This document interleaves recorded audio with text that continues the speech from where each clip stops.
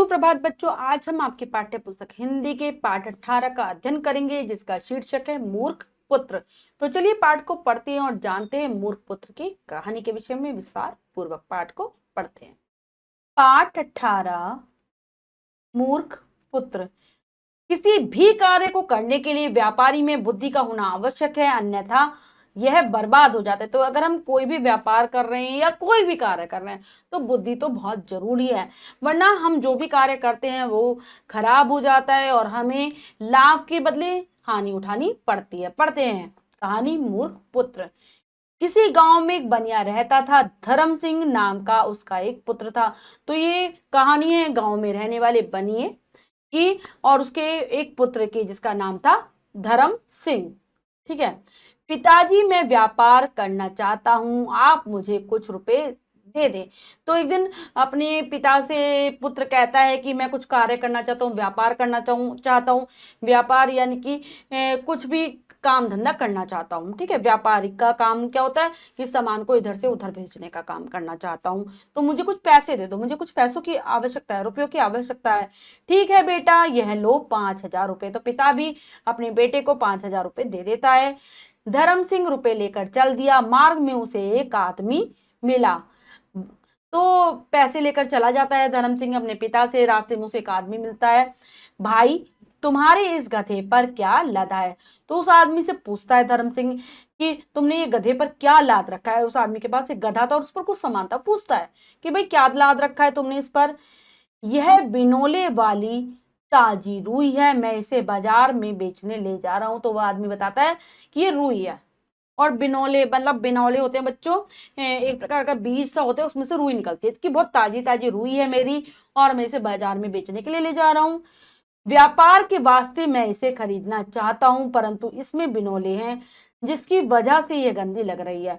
तो बिनौलों के साथ रुई थी, उसमें से निकाली नहीं गई थी। तो कहता है कि मैं व्यापार करना चाहता हूं, इसको बेचना चाहता हूं और इसके लिए इसको मैं आपसे खरीद लेता हूं, लेकिन जो इसके अंदर बिनौले हैं वो अच्छे नहीं लग रहे, जिसके कारण ये रुई भी बहुत गंदी लग रही है।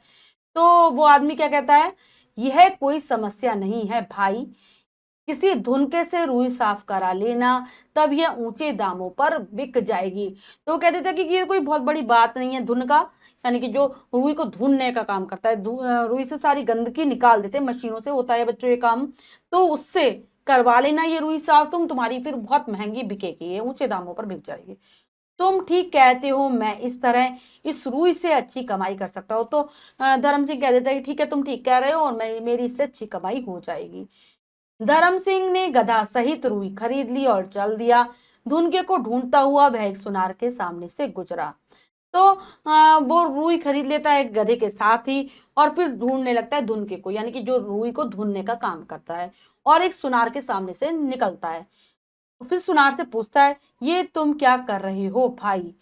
मैं सोना तपाकर साफ कर रहा हूं। तो क्या पूछता है सुनार से, तुम क्या कर रहे हो? तो वो सोने को तपा रहा था। तो सोना कैसे साफ होता है? तपाकर।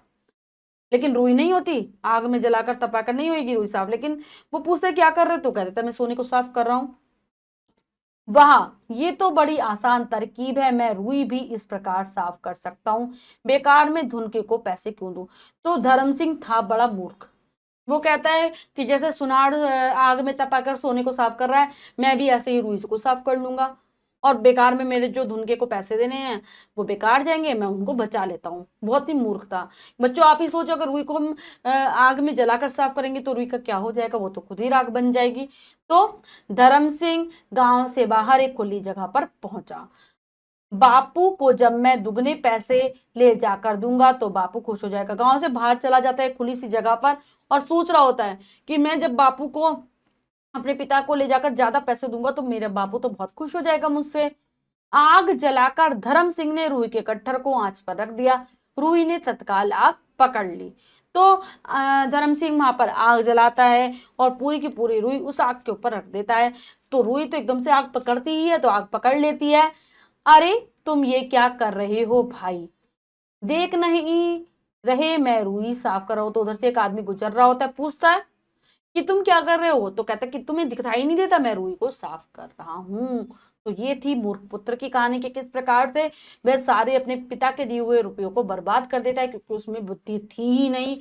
और किसी भी व्यापार को करने के लिए, किसी भी काम को करने के लिए बुद्धि सबसे ज्यादा जरूरी होती है, तभी हम व्यापार में सफल हो सकते हैं, ज्यादा पैसा कमा सकते हैं।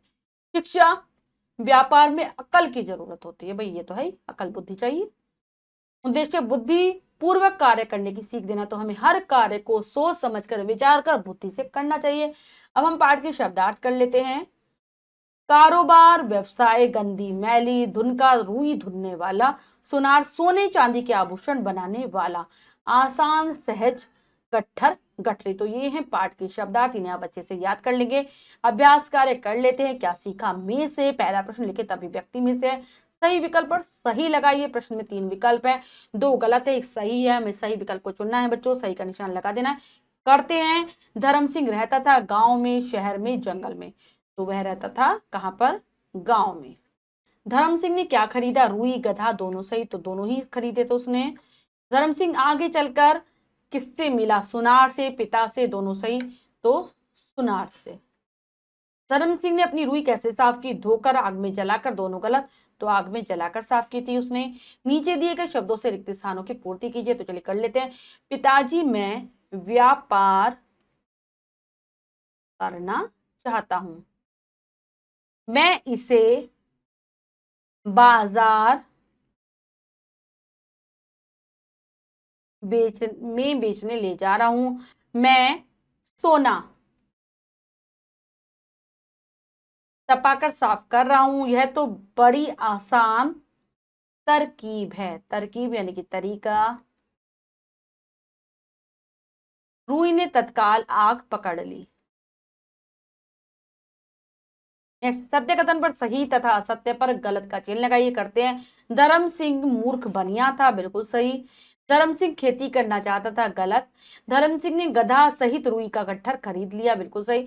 धर्म सिंह ने धुनके से रुई साफ करवाई, गलत। धर्म सिंह ने रुई से दोगुना धन कमाया, नहीं कमा पाया वो, उसने तो पूरी रुई में आग ही लगा दी। तो बच्चों, हमने पाठ को बहुत अच्छे से समझकर पढ़ा और अभ्यास कार्य किया। इसके अतिरिक्त जो भी कार्य है वो आप स्वयं करेंगे सुंदर अक्षरों में अपनी अभ्यास पुस्तिका में। बच्चों, आज हमने पाठ के माध्यम से जाना धर्म सिंह के बारे में, जो कि बहुत ही मूर्ख इंसान था। आशा करती हूँ यह पाठ आप बहुत अच्छे से समझ गए होंगे। पाठ को फिर से जरूर पढ़ेंगे। मिलते हैं अगली कक्षा में नए पाठ के साथ। तब तक के लिए स्वस्थ रहिए, प्रसन्न रहिए। धन्यवाद।